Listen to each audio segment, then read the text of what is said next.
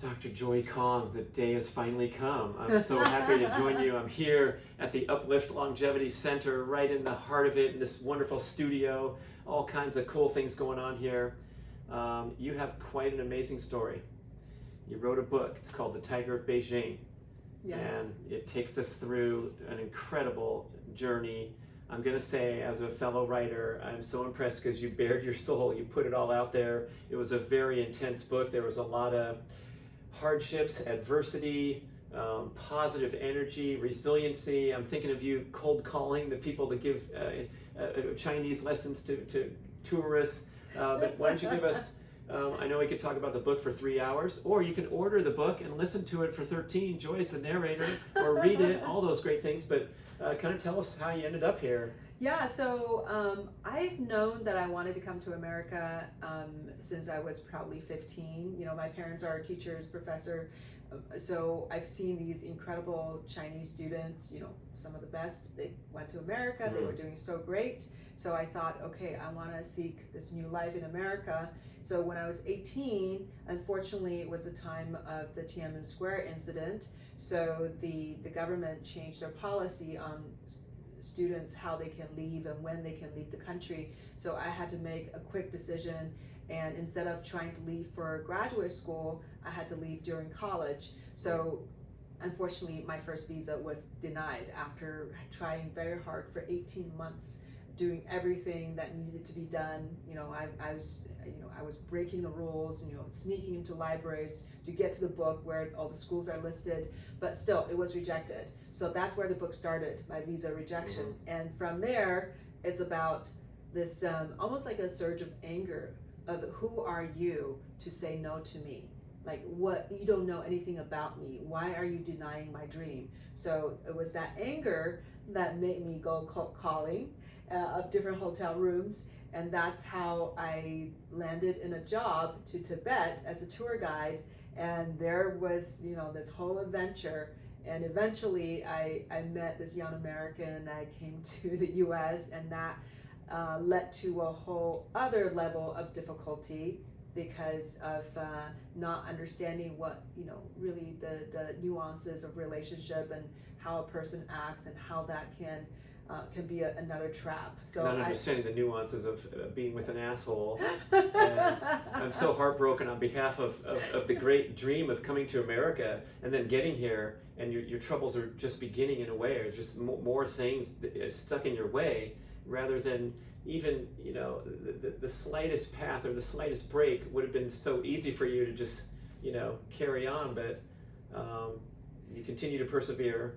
Yeah, so it's about, you know, it came to a point where it's, of course, it's easy and safe to stay in something that's probably not good for me, and maybe some people would have, but for me, I knew that like the essence of me would have died, and that's not acceptable. So I found a way to get out. And so the story, it's leaping into the unknown, but that's the life force inside of us. And you know, I think we all have tiger inside of us, and it's about whether or not you want to awaken it. So I want to, maybe through the book, awakens the tiger in a lot of people, hopefully. And I'm sure you've seen many examples of people who are stuck. I mean, you've been a caretaker, physician, and you have friends, we have family members, we have people that we know what's best for them if all they need to do is extricate themselves from this bad situation. Why do you think it's so commonplace for us to remain mired in negative situations? And then how are you able to find your way out of that, or to have that courage when your stakes, frankly, were much more difficult? It was much more difficult for you to extricate from and be on the street with nothing in a new country versus someone who is hemming and hawing about a much, you know, seemingly less stressful situation. I think, you know, I think it's the determination of doing whatever it takes. You know, it's the same determination that got me to America, because I thought that I would come to this country and wash dishes and you know, serve in restaurants and whatever it takes. any menial job. I didn't care. I wanted to survive and make it in this great country. So it's that same kind of drive, is that I'm going to make it because the life force is going to carry me through. So somehow it's going to work out. You talk in the book about some memories from childhood, and you were a live wire back then. And I'm wondering, you could argue that maybe you were born this way with this tiger inside, and perhaps some of us need to come to it with putting out some courage at the age of 40 or 50 or 60, where you were just this unstoppable force even from a young age. Do you think you were different in that sense? Yeah, probably a little bit. I've always been on the unique side, I guess, growing up, and I look at things differently, and I have very little fear about my environment, about my adventures. So that's that. It's a part of that, and just the decision to come to America at that time when it seemed impossible, because most of my friends said, "Why are you even trying? Because it's next to impossible." I said, "Well, you can only find out if you try." So it's that kind of just I don't care. You said it's difficult, but I've got to try it. So I think that does take a sense of almost like trust in your destiny. Yeah, I think a lot of people doubt themselves too much. And then the book ends kind of early on when you got here and you're going into your schooling. That's years ago. So from that point, before the sequel comes out, how has this mentality served you in other areas as you've gone through life? And I think seeking adventure happened in medicine as well. So the fact that I chose psychiatry, that's a whole adventure on its own, because I thought, what can be more fascinating than the landscape of human psychology and behavior? So that was an adventure, because I didn't go into medical school thinking I was going to be a psychiatrist. That was the farthest from my mind. I thought I was going to be an OBGYN or urologist or internist. I had no idea that I'm going to end up being a psychiatrist. So that was just because I was doing psychiatry, I thought, this is so incredible. This is so fascinating. This is great. This is fun, because I'm feeling this energy inside of me. So it's all about the energy when you're doing something. So I sensed that I'm just so motivated. I'm excited to go to work. And that's when I thought, okay, this is going to be my field, because life is about having fun, right? Enjoying it and be in the moment. So I said, this is allowing me to feel this excitement. So that's why I went into psychiatry. But that's not where it stops, right? So psychiatry is great, but it got repetitive, because psychiatry has limitations. So does every field in conventional medicine. You're so secluded in this bubble of diagnosis, connecting to medications. So it's all about giving a person diagnosis, and the purpose of diagnosis is to find the right medication. So this is direct, like a feeding ground for medications. And by doing that, you're ignoring all this complexity of the human body, because it's not just about diagnosing and medication. It's about what's causing your diagnosis. Why are you having this cluster of symptoms? Could it be possible that you are suffering from toxicity from, heavy metal or organic toxins? Could it be that there's, microbiome disturbance or mold toxicity?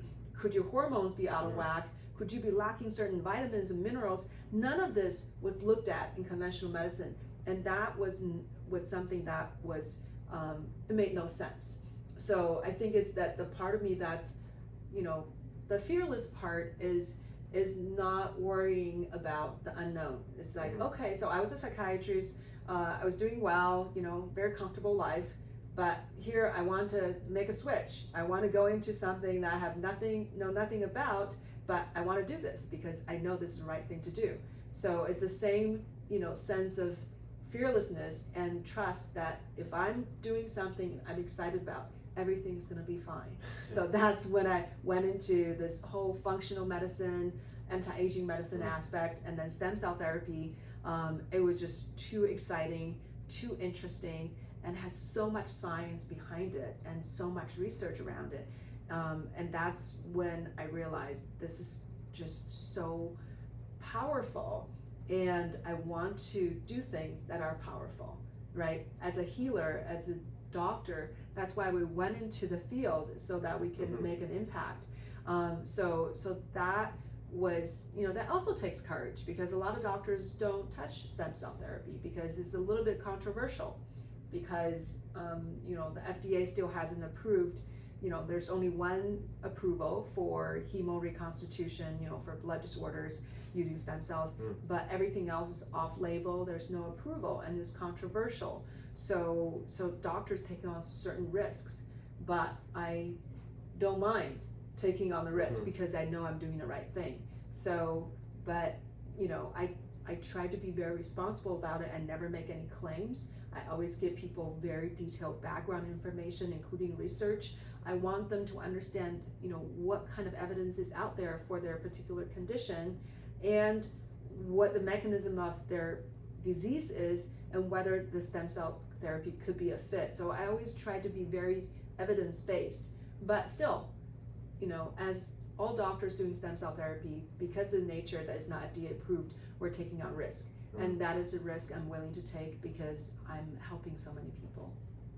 So back to medical school, you're exposed to different specialties, rotations, and you hit your psychiatry rotation and were initially excited and captivated, and then I guess, do you feel like you became disillusioned when you realized it was that narrow path of diagnosis for medication? I guess especially in psychiatry, because mostly what you're doing is managing medication, it seems. Yeah, we do some psychotherapy. My residency program was very well rounded, so we did psychotherapy as well. But I loved, I like medication because I like quick impact. But I like doing psychotherapy as well. But the problem was I realized that you're missing so many pieces of the puzzle by just looking at medications. So I'm not helping people in a full sense. I can temporarily solve some problems, but then whatever that's driving the condition is going to keep driving that problem. And of course, I worked in the psychiatric emergency room for a long time, and I see this revolving door. Patient will come in, I'll give them some medications, get them out of the acute situation, and then a few months down the line, they are again. So the system was not functioning well, but also the fundamental causes of why they were sick in the first place was not addressed adequately. So I was not very content with what's going on. And also I'm interested in the whole body, right? I'm interested in my own health, right? So hey, how about that? A doctor interested in her own health in her spare time. Well, you said on one of your podcasts, I don't know if you were joking or not, but you said you had around 30 minutes of nutrition training at your time at UCLA Medical School, and I'm like, is that true? And that apparently, it was not just from me. I've heard it from other doctors as well. Yeah, so that was my impression. It seemed like 30 minutes, maybe it was an hour, but that was about it. Here's these vitamins, and there's some nutrients in the food, and that's about it. Give you just like quick list, an overview, and then you're done. Yeah, it's a little frustrating, and those of us in the progressive health space have heard the story or talk about how the doctors are only treating the symptoms and unfortunate and all that. But it occurs to me, like, it's such an incredibly challenging profession, and it's so important to get care when you're in acute disease situation. And so there's not a lot of room for, let's say, a psychiatrist or a surgeon. Like my father had a great career cutting stuff out of people. There wasn't room for him to bring in dietary counseling that would maybe help the patient not sport another tumor in years to come. And so it's kind of, that narrow focus is incredibly necessary when you're talking about medicine and life and death. And that's why I think we're still in that narrow mindset today. Thank goodness for the surgeon that took my appendix out, but I don't need to talk to him about diet and nutrition because he probably doesn't have that inclination, nor why should he, unless it was random. So you're kind of this random example of going through the traditional medical training, and practice, and then somehow your mind, I guess that frustration of seeing the same patient over and over, you start to open more doors and think bigger or something. Yeah, and I think maybe partially is because I do care about my own health and I want to understand how I can enhance my own health. And then I realized, okay, it's the same for my patients. If all these things could affect my mental state, could affect my mood, could affect how I feel, my digestion, all this, and it's affecting my patients too. So it would be a disservice for me to not offer the same kind of help with my patients, right? If I know it could affect their mental state, then of course I should mention, hey, you're having some low mood. How about, this supplements could be really helpful. How about checking, some nutrients? Maybe you're lacking, certain minerals. So all these things, it just, it's a sense of that, if I have any integrity, I need to offer that to my patients. And the FDA is not going to be your biggest concern because all you're talking about is getting out in the sun in the morning or exercising more or whatever. So you're kind of getting into a more holistic relationship just because of who you are and your own interest in health, you're saying. Mm-hmm. Yeah. Still, that's a pretty big leap to go from psychiatry practice to longevity medicine. Is that the proper term? Anti-aging. Yeah. So anti-aging. kind of take us through that. You were practicing as a psychiatrist, and then where to go? So what happened was I, went into a more specialized field, which is addiction medicine and addiction medicine, and I became a medical director of some rehab centers in Malibu. And so talking with people who have addiction issues and, trying to help their overall health. And that's when I really felt it's important that these people are generally healthy, but why are they addicted to these substances? What could be driving this? Could they have certain nutritional deficiency? Could their hormones be out of balance? Why are they so, why are they sad if they don't take their drug of choice? Why are they having low energy? Like, what's driving this? And how can I solve those problems so they won't be seeking substances? So that's when, I saw, okay, there's all these things I can incorporate. And then very quickly, that's when I, realized, okay, I can do all these things for myself. So let me go to this American Academy of Anti-Aging Medicine and learn everything I can learn. This is really interesting. And once I got on that train and saw this vast world of integrated medicine, how many things there are to learn, it just okay, this is what every doctor should learn before they prescribe any medication. This should be the foundation of every practice. And how can every specialty just start doing everything else without checking? Because you're the guardian. Yes, the primary care doctor, needs to know, definitely primary care doctor. But even if you're in a specialty, and you could, as a doctor, the person could be toxic. Could have some kind of, mercury poisoning or some other, other hormonal issues. But if you're not checking, you don't think about it, and you just decide to, okay, I'm going to operate, or I'm just going to, cut this out, and or I'm just going to throw this medication at you. You're really missing a whole big toolbox of how you can help patients fundamentally. So I just felt eventually medicine is going to be functional medicine as a foundation for every discipline. Doctors going to be educated in functional medicine, and then they will specialize. Wow, that's a big hope, a big vision. I love it. Yes.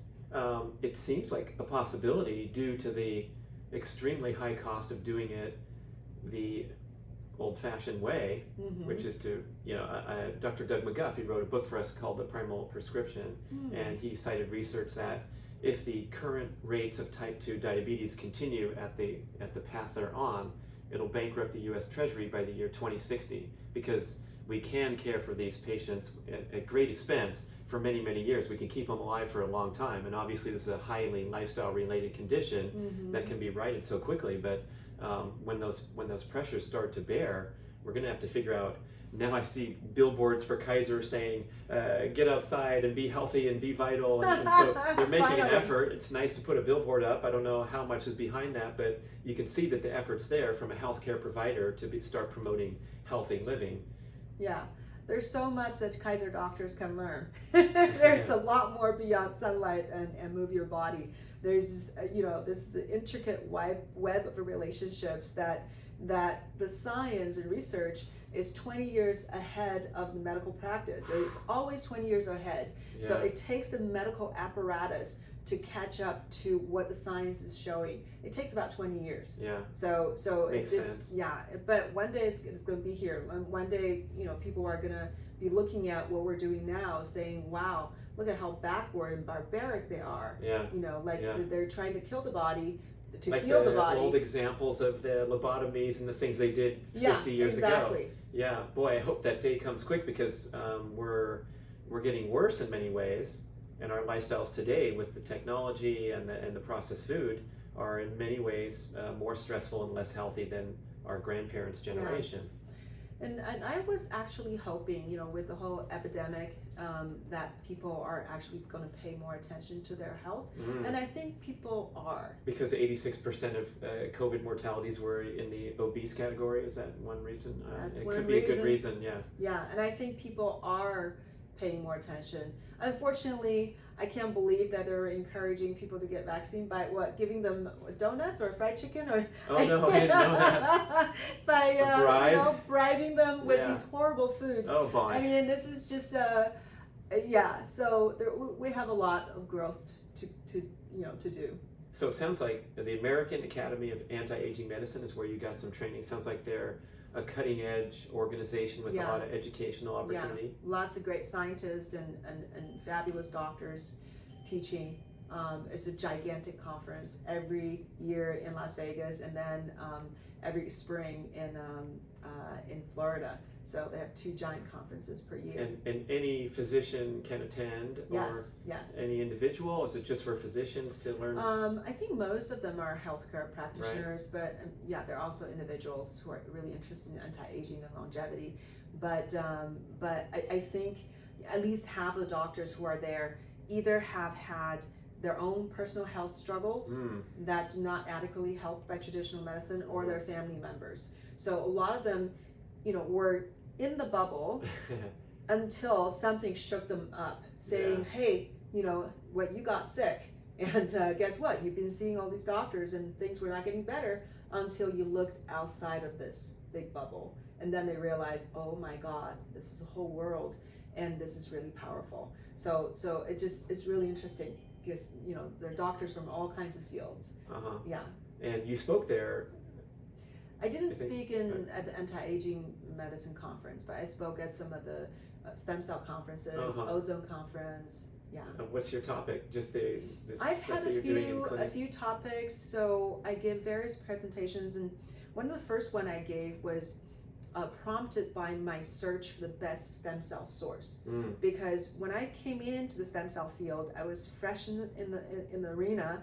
I could choose to do anything I wanted. It was wide open. I could do bone marrow derived stem cells, fat derived stem cells, or birth tissue derived stem cells. So these are the 3 main categories. So I could do anything I wanted, but the key is what's the best for the patient. Not what's the best for my convenience, but what's the best for the patient. So I went and searched, everywhere for all the articles that are comparing these different sources. So that came to, became the lecture that I actually put on YouTube. It's called Are All MSCs Created Equal? So I talked about all these MSC sources, because mesenchymal stem cells, these are kind of the holy grail right now of stem cell therapy. So we're looking for MSCs in all these sources, but which one actually will give you a better result? And that's what I care about, the result. So the effectiveness and safety for patients. So the lecture is full of studies after studies, from all around the world. So that was my first lecture, giving people a glimpse of what may be the best source. And of course, my conclusion, which is what I'm doing now, is that birth tissue derived stem cells are the superior source. And then my other presentation is about the anti-aging benefits of stem cells. So a lot of people, intuitively, they may think this is good for anti-aging as a treatment, but what are the evidence? Who has actually looked into longevity data, the health span data. So I presented those information. And then more recently I was trying to share all the research, divided by different organ systems and disease categories, just to give people a broad overview, because a lot of doctors don't know what kind of evidence is out there, even doctors who are doing stem cell treatment. And I just did a consultation with a patient. He said, I went to see my primary care doctor, and I guess a couple of them, he's major doctors, and both of them said, well, there hasn't been much evidence. And I hear this all the time. My question is always, have they ever looked? If you don't look, then no, there's no evidence. But if you look at all, there's no evidence in my mailbox today. Right. Yeah, because my question is, what disease, evidence on what disease would you like? Because I can go right to my file, pull that up, email it to you. So tell me what you're looking for, because there are so many conditions that have been studied from all around the world, and just tell me from head to toe, what are you looking for?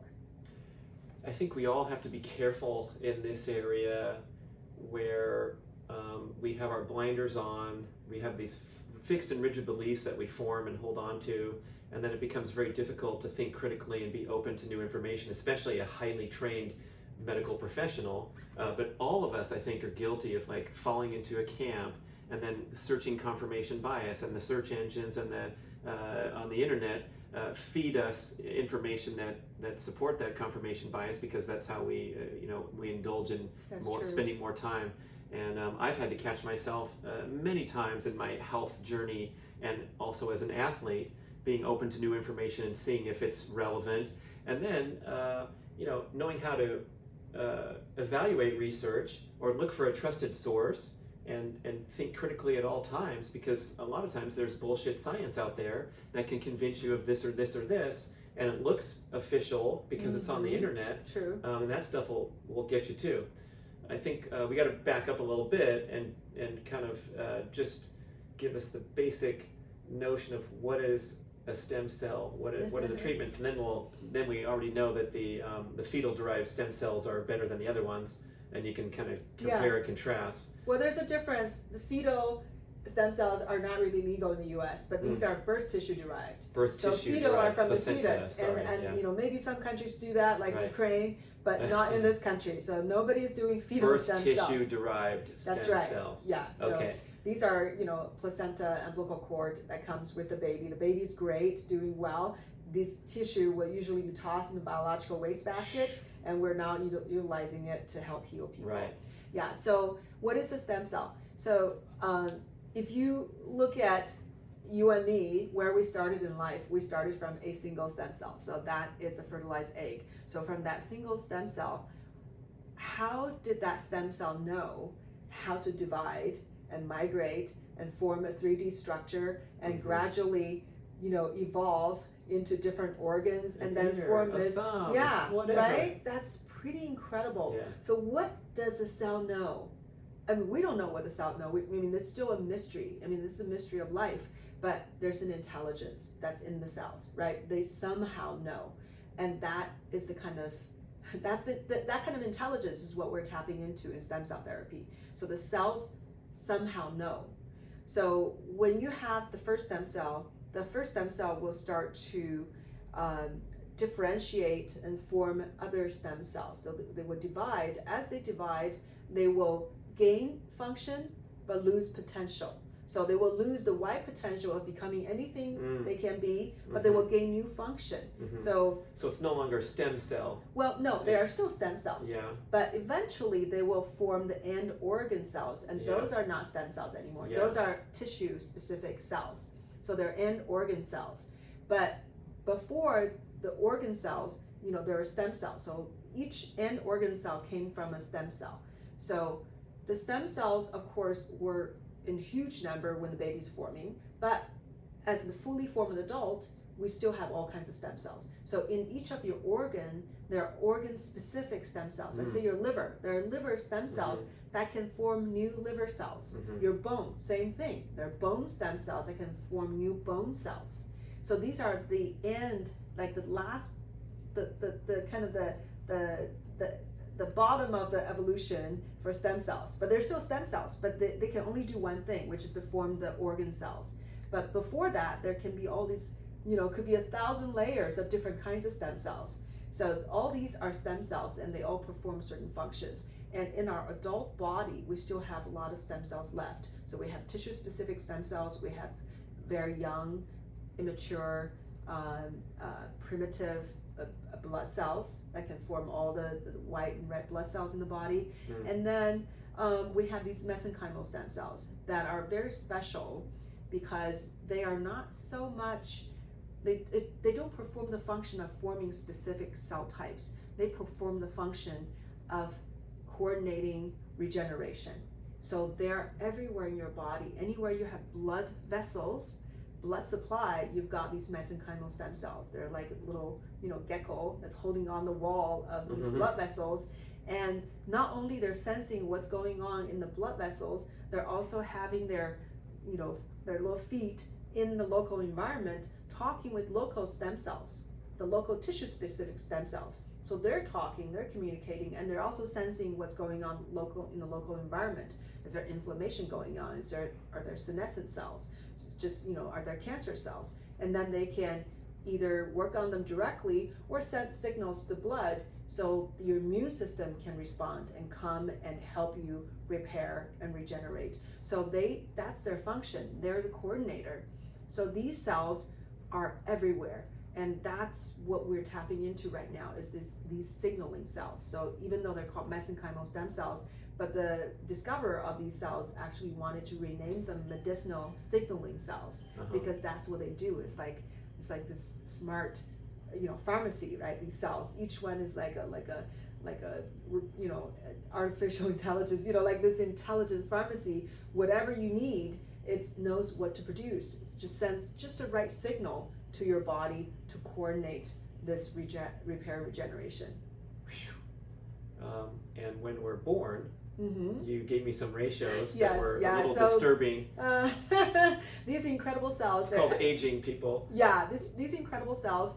When we were born, every 1 in 10,000 cells is these coordinating cells, right, for regeneration. Mesenchymal stem cells, right, when we're born. Yeah, MSCs. But they're throughout the body. Yeah, everywhere, every 1 in 10,000 cells when we were born. And by the time you reach your teenage years, it became 1 in 100,000. So that's tenfold less. And when we reach our 40s, becomes 1 in 400,000. When we reach our 80s, becomes 1 in 2 million. So there's really no way around it. As you age, these cells, they divide, they're activated. They only have so many generations left. Right. They can only divide so many times, about 76 times. They can only divide that many times, and they're done. 76 times. Yeah, but also just by living with you, guess what? Your body produces these reactive oxygen species, right? All these, oxidative stress, and you can cause damages. Inflammation can kill the cells. So there's an attrition rate. The damages you sustain in your body and all your organs can also kill off these stem cells. So you just have less and less, and they divide, and then they may fight your battles, and then they die, and then all the toxicities. So you just there's this straight line decline in the level. So eventually, why do we die? We ran out of things to repair. The cells are old, are not functioning very well, and if you can't replace it, guess what? Then you're just not functioning well. Eventually everything fails, then you die. So, but if you have enough stem cells, then you can keep this regeneration going. So a 40-year-old fit specimen versus a 40-year-old person who's already lost a lot of their health attributes, are they going to have a similar number of stem cells, or is it going to be accelerated or preserved by lifestyle practices in any way? I don't have data on specifically the number comparison, but I do know when people are sick, it affects their stem cells. Their stem cells can be dysfunctional. A lot of people with autoimmune diseases also have defective stem cells. So the stem cells can be affected by the lifestyle and by their illnesses. So that we know affects their quality and their capabilities.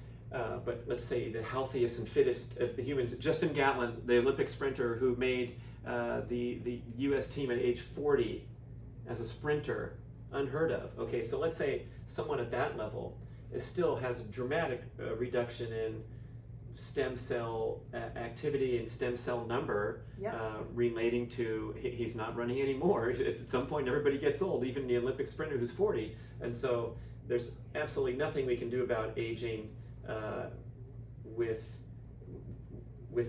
without intervention, let's say, with the stem cell decline. I shouldn't say aging, but I don't think there's I think there's just a natural attrition rate, and there's a natural escalation of inflammation. So in my presentation about anti-aging benefits of stem cells, I talked about how a healthy elderly, looking vibrant, right, boxing, running, doing all these, looking great, his inflammation markers are elevated. It doesn't matter that he's not sick, he's doing great, he's looking great. Just because he's older, his inflammation markers are elevated. So there are trends that you can't quite stop. Mm-hmm. More inflammation, less stem cells. We're talking like systemic inflammation of various kinds, or just inflammation markers. There are certain things. And then I guess after a difficult workout or a long hike, the older hiker is going to have a more profound inflammation signaling than a younger person or something. That's pretty sure bet. Yeah. Okay. Just basically our aging situation. Mm-hmm. So now we have cutting edge medical technology to intervene. And how does this happen? Yeah, so there are a lot of things you can do. I think there's more and more, but what I tell people is that the body is complex, and we may need to address things in various different angles.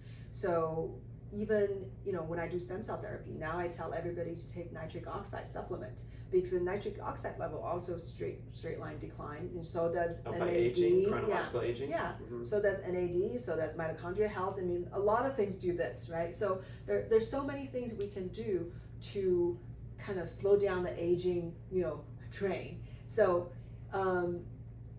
but there's something fundamentally different about stem cells, because I call them the engine for the body. Because if you have damages, you have inflammation, but if you got enough stem cells, boom, you're repairing it, all of a sudden you're fresh and new. But if you don't have the information to get you to repair, then you're stuck. So these are the engine. This pushes for the renewal of this body. So if you have all the other ingredients, but you don't have enough stem cells, there's only so far you can get. So I call that, it's like putting really clean fuel into a dirty engine, right? If your stem cells are not functioning well, you don't have enough of them, you don't have very many, engines left. Maybe you're supposed to have 6-cylinder and you only have 2 left. So you put the purest fuel, beautiful fuel, you still are not going to get very far because you don't have enough engine power. But by the same token, if you have 6-cylinder beautiful engine, pristine, made by the top end, factory, but you put dirty fuel, you're not going to do very well either. So we need to address both. But there's something fundamentally powerful about stem cells, because it is the engine. Do healthy lifestyle practices kind of have any magical effect on stem cells? I think fasting has been associated with kickstarting the stem cells or the cellular repair, or these different pathways. I don't know how much it's going to affect the number of stem cells. I think, or how well they're functioning. I think it can help the body to rejuvenate. You can kill off senescent cells, but I don't know if you're able to prevent the reduction in number of stem cells as we age. But yes, of course, if you're healthier, you probably can preserve more stem cells, because inflammation does kill all cells, including stem cells. So if you have, raging inflammation, you're not gonna, you're gonna destroy more of your cells. So then we're gonna come in and get treatment. We're gonna choose between obtaining our own stem cells from fat or bone marrow, or getting birth tissue stem cells, which is from an outside source, another person. Mm-hmm. And I know you people have concerns about that you countered very nicely in one of your podcasts. So maybe you can mention why it's the best and counter some of those concerns of someone thinking, wow, I'm going to get stem cells from some random kid. Yeah, so one concern is people say, oh my God, there are going to be other people's DNA in my body, I don't want that. But what they don't realize that it's actually part of the human story, it's part of human existence, because the research I've shown 60% of women have Y chromosomes in their body. And they found out that it's probably not just from giving birth to children or from having male siblings that died when they were in the womb together. It's probably because of sexual intercourse. So the exchange of DNA, you don't want other people's DNA in you, maybe you shouldn't have sex. So that counters the Taoist philosophy of they want the female to have as many sexual partners as possible. This is 3,000-year-old advice. People. Is that right? Yeah, because you get the Oh more my essence, goodness. the female becomes stronger and more powerful. That's so interesting. That's they weren't teaching me when I was in China. They weren't there was telling me that. all that censorship. Yeah. Yeah. So that's the first argument, right? People worried about other people's DNA. And the other thing is that they say, oh, it's not matched, it's not identical to your body, so it's not going to even stay in your body, it's just going to be destroyed. But the thing is that a lot of these cells, when they're in your body, the type of therapies we do, whether or not you're getting it from your own body or getting it from somebody else, these cells, once we isolate them, put back in the body, they would do their work and most of them would die. So it's not like they're going to stay there forever and it's going to, become part of your body, because possibly 95 to 98% of the cells are going to do their work and die. But maybe a few percent, and no one could give me an exact number. I don't think anyone knows in the world. So, but the guess is that between 2 to 5%, maybe 2 to 5% will stay. So we have seen that cells can stay in another person's body, even in another organism, like human cells, surviving in mice, and so it's not unheard of. We have tissue transplantation, right? We have pig valves. So other species, right, and transplanting from organs from other human to my friend Iron has someone's heart, and he's very grateful for it, and he's doing fine. Wow. So it's routine. It's not a concern, really. Right. So it can happen. It's other people's cells could stay in the body and could become part of you and help you survive and thrive. So that's another thing. Majority of the cells are not going to stay. They will do their work and they go away. And the small percent that does stay can be accepted by the body. So that's another thing, right? So these two things kind of counter some of the concerns that people have about using other people's cells. But there's some benefits of using other people's cells, especially when you use very, very young cells. When I say young, this is not just from a 0-day-old baby. This is younger than the baby, because the birth tissue contains cells that were trapped earlier when the embryo was forming. So these are very primitive cells. If you look at their biological markers, they are in between embryonic stem cell and the baby stem cell. So they are they're more primitive, so they have more power, they have more abilities to differentiate into different cells of different organs. So they're largely undifferentiated, as They're opposed to the geckos that are hanging on our liver. Yeah, they're definitely they're much less. And so if you're going, just to jump to the idea of getting it from your own bone marrow or fat tissue, those are more differentiated, I would guess, although why are we choosing bone marrow and fat tissue? Well, they are a little further down the line, compared to the birth tissue, for sure. Because when you get cells from the fat bone marrow, and they're old. Yes, and they could only differentiate into particular pathways. But when you use the birth tissue, they could differentiate into neurons, liver cells. So they have broader range of cells that they can become. So that's one thing. They also have more generations left, right? They have longer telomeres, so they can work longer. They're going to be healthier longer. Right. Telomeres, we're probably familiar with that term. It's been bantered about as kind of identifying how much time you have left or how healthy you are with the length of the telomeres on many of your cells. Right. And so the stem cells have a lot of telomeres too. They can divide more times without making mistakes, without making genetic mistakes. So they also can produce more growth factors. They have more neuroprotective properties. They are more anti-inflammatory. So all these have been studied in direct comparison to the adult source. And also they're safer. One reason I don't want to use a person's own is because there's less capability of these cells to detect cancer and fight off cancer, because stem cells, by its nature, it promotes growth. It wants to help everything to grow. So they produce growth factors. When you don't have the kind of intelligence that are still existing in the younger cells.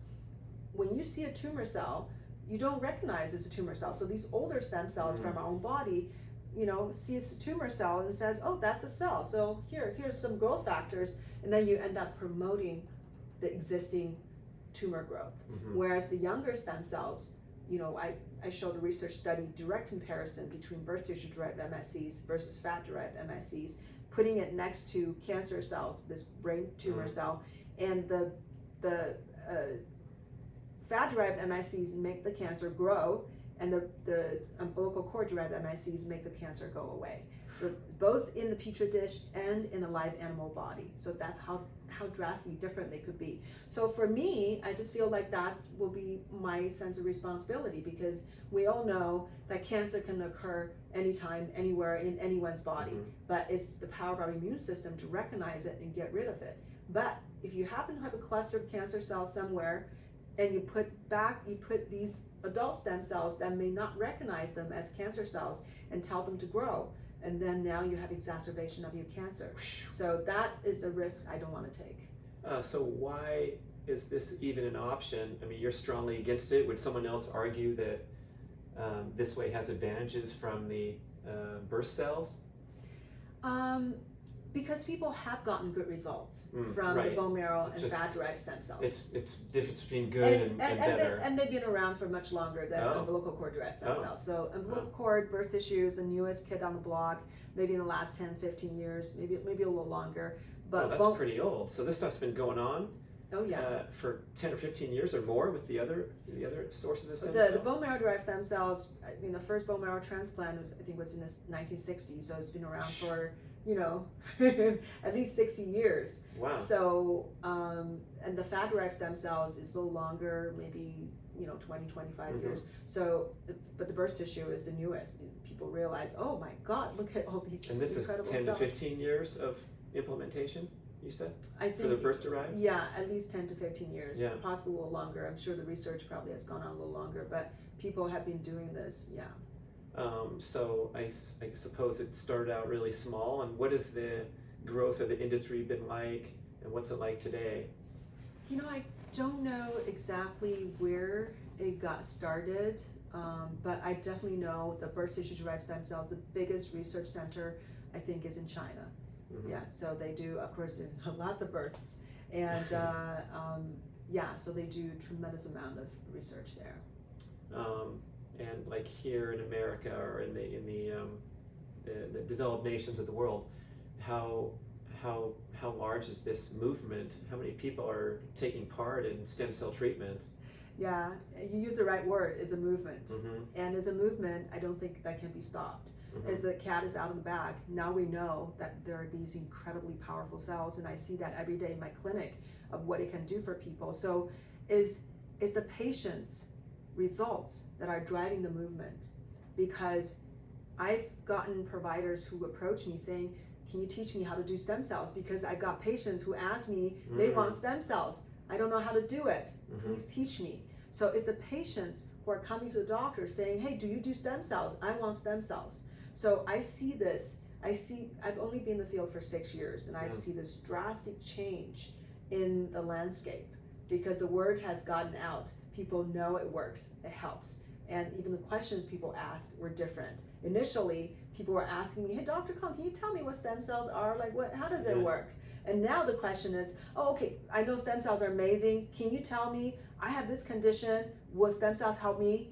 So that's, there's a change in the questions. So I know that this is a movement that cannot be stopped. Maybe the pharmaceutical companies don't like this, and of course they don't like it, because we're getting people off medications because they're recovering. I've treated people with all kinds of conditions, and if they're recovering, of course we're cutting the bottom line. So there are going to be people who don't like what we do, because we are affecting their economic. Yeah, I guess anything with change, people are resistant, especially the big powers. It's hard to grasp that, but clearly there's many examples of that from the big tobacco industries. I was just learning that when tobacco started to get shut down, and the legislation and all the stuff coming out and how bad it was, they quickly scooped up a lot of food brands and started using the same marketing tactics to get people addicted to processed food. It's pretty funny. It worked pretty well. Whether you are really buying in on that conspiracy theory or not, it's clearly, when there's a force that's showing potential for change, it's going to be, I guess, an uphill battle in some ways, like with FDA approval and the resistance that the movement faces. Yeah. So there are definitely roadblocks because a lot of these companies who are producing the stem cells don't have the resources to do a big clinical study, which costs tens or hundreds of millions of dollars. It takes a few $1 billion to bring a drug, so they want to make the tissue transplantation a drug. So which means you need tremendous amount of financial backing to get that going. So that's what's preventing the field from advancing, and because a lot of doctors are scared, saying, oh, it's not FDA approved, I don't know if I should do this, and I'm taking on risks.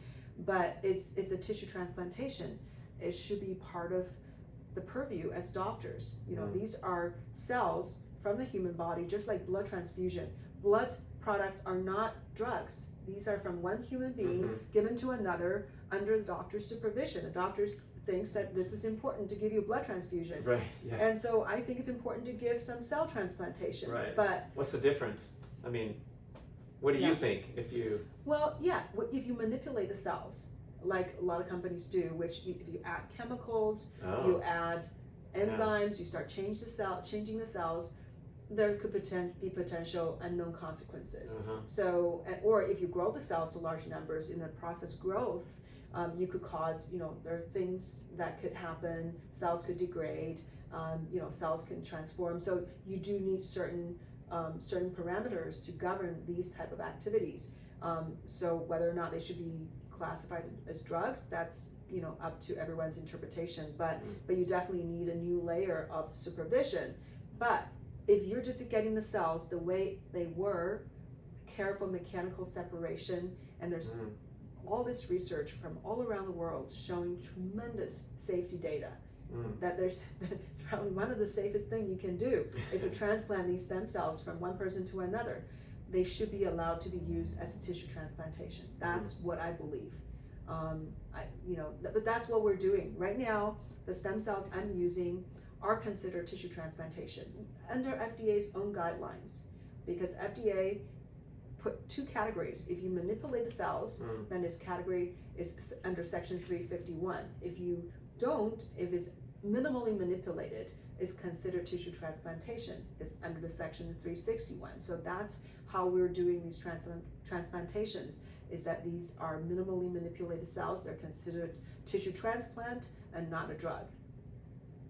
So that sounds promising. Yes. Yeah, except that there are different limitations and there are different things that, even though these are minimally manipulated products that doctors should be able to use as doctors see fit, there's controversies about whether or not you can, do IV treatments. And so there are a lot of nuances that scares doctors. So it's unfortunate, because I think they should be allowed to be used by physicians as they see as the most effective way to help patients. And right now, I mean, you happen to be a certified psychiatrist, but who can do this? Does it have to be a medical doctor, or what are the guidelines around opening up a stem cell clinic, putting up some cool artwork, and hanging some IVs? Supposedly, you have to be,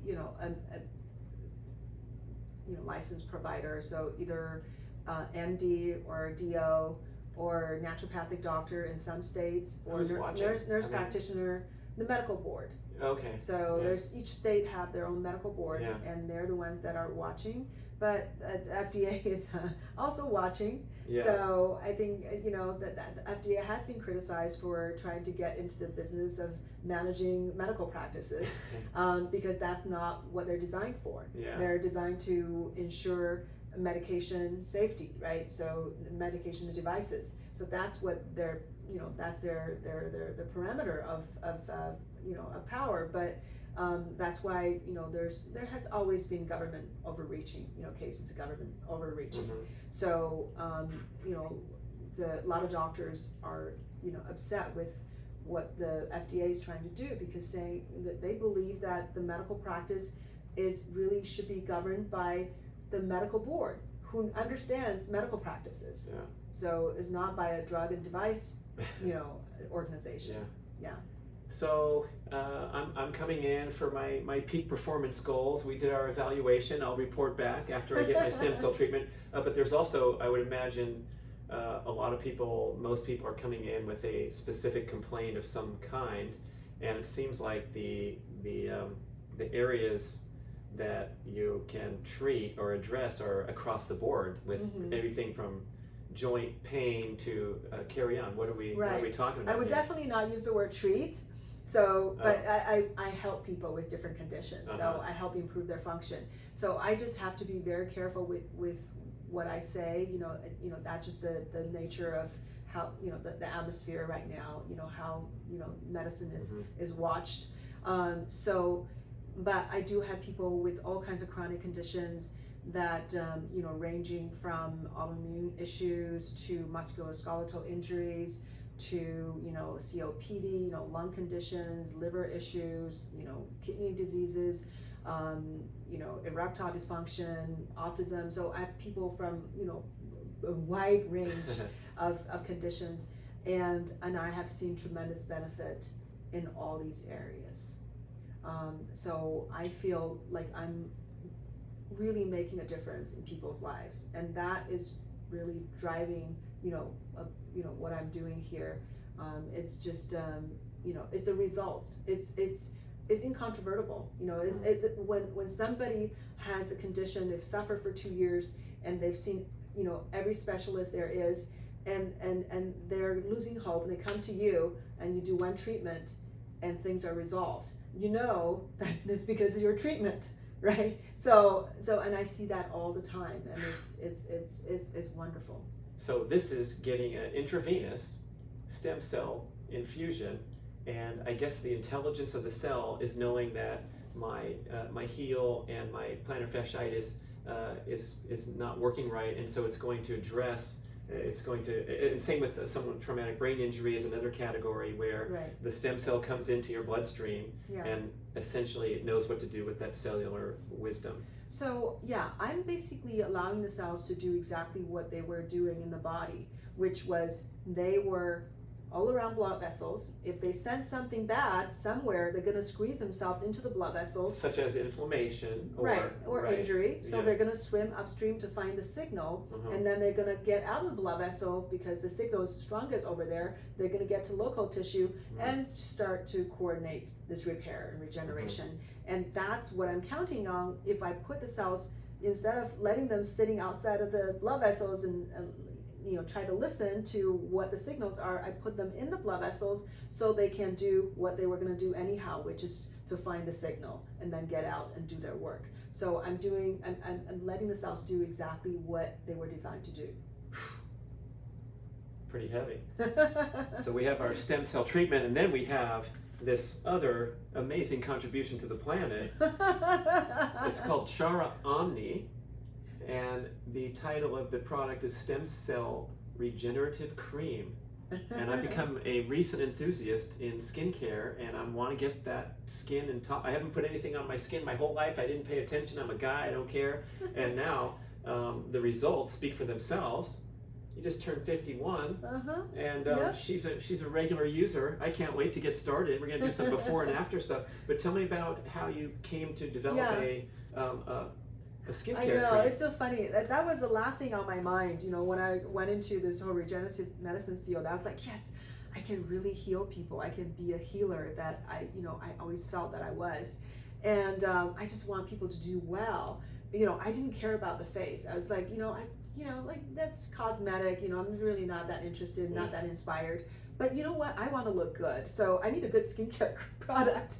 And then because I know so many products are so toxic, because all these artificial ingredients, they all come from petroleum, and it has a lot of unknown or even undiscovered problems, disrupting your immune system and your hormone system. So I thought, there's no way I'm going to put on this most absorbent organ on the human body. So I'm not going to put those on my face. I want an all natural product. I just don't need toxins on my face.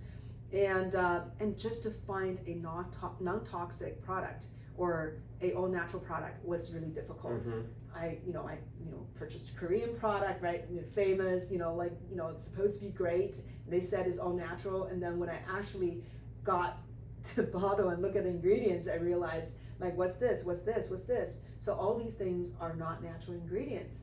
I was very disappointed, and then I tried to get natural products, and then when I put them in my drawer, they were samples, and then by the time I was ready to use it, a month or two later, they had all separated into different layers, so they were not stable. Not good. Yeah, so that's when I thought, okay, do I have to make something myself since I can't find it? And because I have access to stem cells, because I understand peptides, and I love all these natural herbal, products that, all these things, it became a playground. I can put all these incredible things in the product, and that's what I did. I don't even know how many herbs we have there. We had probably 15, 20, and so many herbs, and all these natural oils, and antioxidants, and prebiotics, and even the preservative is natural, is a natural preservative. So I have nothing synthetic in this product. So, and the results really speak for itself. We've got, highly experienced estheticians who've seen everything, or other doctors who are really into skincare, care other lines. And a doctor was just giving me a testimonial. She said, I'm phasing out all my other products in the clinic. I have all these European products, we don't need them. This is all we need. This is all in one. It has, basically, you don't need a toner, you don't need a serum, you don't need a moisturizer. This is just a cream. It's got everything because it's deep penetrating, and it has all the protection, even sun protection. There are ingredients in there that can help protect, against UV light. So it's only one. It makes it very simple. Yeah, so including the stem cell derived, it's called the amniotic matrix, and other agents that you're not going to find probably in any other cream or skincare I think product. there are probably some stem cell products out there. There definitely is become popular, but what makes ours stand out is that we also have all these peptides, and also the mixture of what I put in there, including different matrix and the different cell types. But the cells are not alive, so no one has a stem cell cream that has live cells. But the cells, get the IV for that. Yeah, but the cells will have all these regenerative, these early regenerative molecules and signals that can promote skin regeneration. And then also, I haven't seen an all natural skincare product, and just having our, really magical blend that just somehow produced this beautiful, glowing, youthful skin. Okay, we're going to put the link in there to Chara Omni. You can learn more about it. Love the information, the education on the website. Love your podcast. We can find those on YouTube. Wow, what an experience to open up the door to amazing healing powers and cutting edge medical technology. Dr. Joy Kong. Thank you. Yeah, so now I have things for the body and things for beauty, right? For, vibrant health and beautiful appearance. So now we can, and then I also do ketamine therapy to address the mental and spiritual health aspect. Yeah. So then it's a true, body mind integration. So that's what I do in the clinic. So before we go, tell me a little about that ketamine therapy. I know it's becoming popular for treating things like depression, anxiety, things of that nature, and other things. So ketamine was an anesthetic that's been used for over 60 years. One of the safest anesthetics there is, but at very, very low dosage compared to the anesthetic dose. It actually has psychedelic properties, so people have this incredible experience. Which is the low dose? The IV ketamine, yeah, it uses very low dose. Oh, okay. Yeah, comparing to the anesthesia dose. Oh, okay. The anesthesia knocks a person out. To knock people out. Yeah. Yeah. So you're awake when you're doing this infusion. You are fully conscious. Yeah. So it's a conscious sedation, but you may have an incredible experience, vision. You have altered awareness. So if you open your eyes, things may seem very strange. But what you do is you close up your eyes and go on this journey, this experience. Some people say, like, I have one patient who was saying that he had this incredible, it's like the traveling of his consciousness, where he was observing his thoughts, thoughts going, in front of him. He was like, no, I don't want that one, I don't want this one. Wow. And he was having, everyone has different experience. Yeah. For me, I was having this incredible visual. It's like what I describe as like Cirque du Soleil times 10, and you are in front center seat, the show is made just for you, and you're on a helicopter, and so for me it was an incredible, and it was so spectacular, so beautiful, and so profound, and took me to places that I never knew, I couldn't even imagine. I mean, the profundity it's so overwhelming that it changed my spiritual, basically gave me firsthand evidence that there's other things going on. So everyone has very different experiences, but it gives them perspective, gives them clarity. But it is FDA approved for treatment-resistant depression. But off-label use is great for anxiety, for PTSD, for addiction, for migraines and chronic pain. So it's a powerful modality.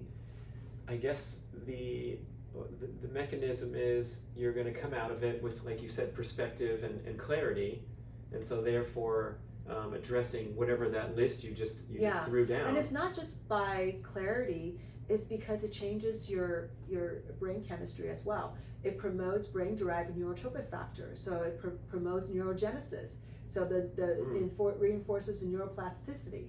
And this is one reason for PTSD is so incredibly powerful. It rewires the brain.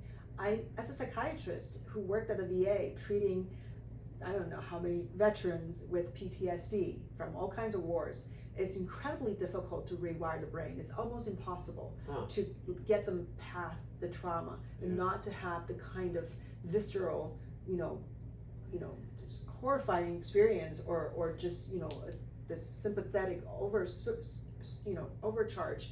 But with the ketamine, the response almost can be sidestepped. So instead of going directly to the sympathetic overdrive, you are changing the loop. Then you don't have that response. And that I've seen with ketamine, and it's just incredible to watch. I think you have some shows about this where you talk in more detail on your podcast. I haven't talked enough about it, but sometimes a lot of stem cell it. content. Yeah. Stem cell is my main thing, but ketamine I think is one of the most powerful things because with stem cell therapy, I'm not going to be able to change thought patterns. I'm not going to change somebody's PTSD. Right. Because that takes a whole different level of organization.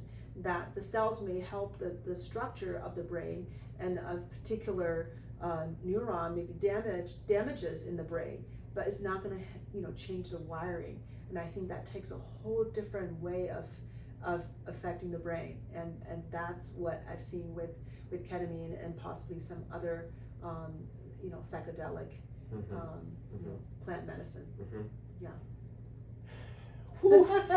Dr. Joy Kong bringing it very strong. Thanks for watching, everybody. Check out more of her on YouTube. We'll send you all the links. Try some of this. We'll compare. We'll put all our photos on Instagram and compare now 6 months later. Thanks for joining us. That'd be so fun. Yeah.